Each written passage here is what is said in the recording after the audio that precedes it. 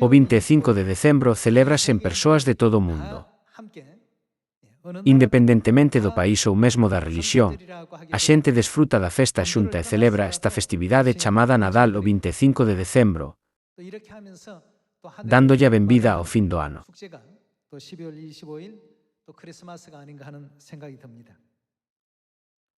Entón, di a Biblia que o 25 de decembro é o aniversario de Xesús.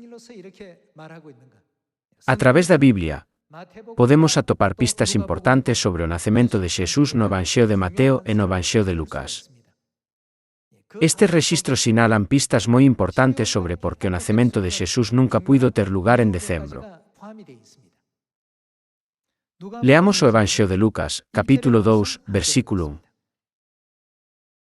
1. Saiu daquela un decreto do emperador Augusto, ordenando o empadroamento de todo o mundo. Foi o primeiro censo que se fixo, por entón era Quirino gobernador de Siria. E todos, en cada súa cidade, fóronse empadroar. Tamén subiu Xosé desde a vila de Nazaré, en Galilea, ata Xudea, a vila de David chamada Belén, pois pertencía á casa e familia de David, para empadroarse con María, a súa muller, que estaba embarazada. E resultou que, estando alí, chegoulle o tempo do parto, e deu a luz o seu fillo primoxénito. Envolveuno nuns capizos e deitouno nunha manxadoira, na corte das bestas, porque dentro da pousada non había lugar para eles. Continuemos co versículo 8. Había naquela comarca uns pastores que pasaban a noite ao descuberto vixiando o seu rabaño. Presentóuselles un anxo do Señor, e a auréola do Señor envolveunos co seu resplandor. Eles levaron un gran susto. Temos que prestar atención a este versículo. Onde vivían os pastores? Di o seguinte, vivían ao raso no campo. Que hora do día era? Non era de día, senón de noite. Había naquela comarca uns pastores que pasaban a noite ao descuberto vixiando o seu rabaño. Presentóuselles un anxo do Señor, e a auréola do Señor envolveunos co seu resplandor. Eles levaron un gran susto. Pero o anxo díxolles, non vos asustedes, que vos veño anunciar unha boa nova. Vai haber unha gran alegría para todo o pobo. Hoxe na vila de David naceu-vos un Salvador, o Mesías, Señor. Este é o sinal, atoparedes unha criatura emburullada e deitada nunha manxadoira, nunha corte.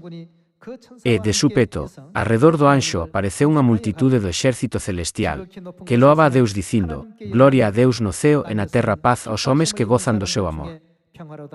Cando os anxos se retiraron marchándose ao ceo, comentaban os pastores entre eles, vaiamos a Belén ver o que sucedeu e que o Señor nos manifestou.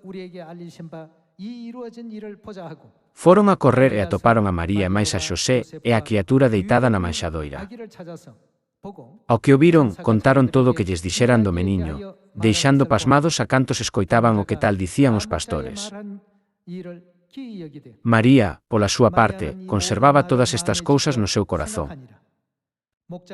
Os pastores volveron, glorificando e loando a Deus por canto viran e oíran, tal como lles fora anunciado. Esta escena escrita nestes versículos danos unha pista moi importante sobre o nacemento de Xesús. En Israel, a temperatura media en decembro é duns 10 graus Celsius.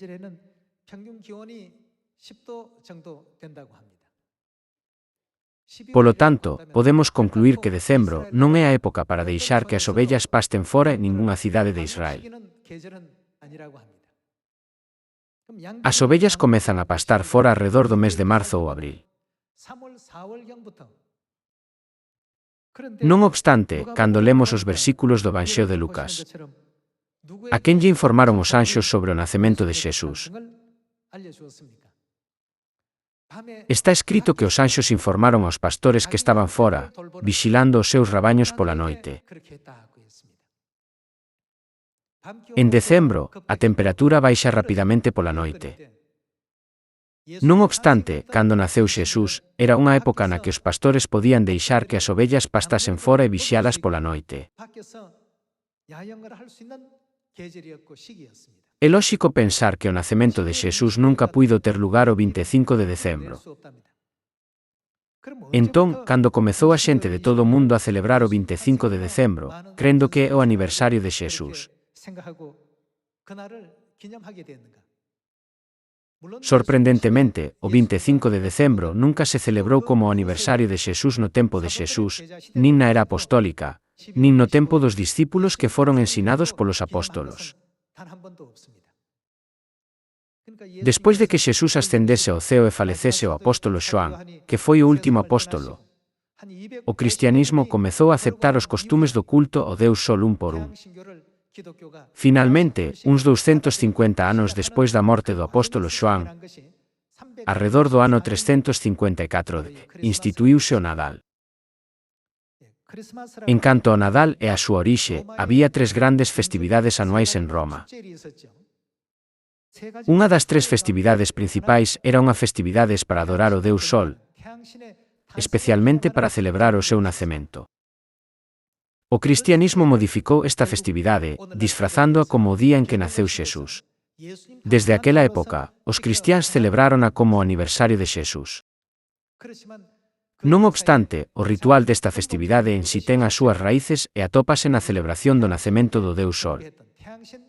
É esencialmente un día para adorar ao Deus Sol.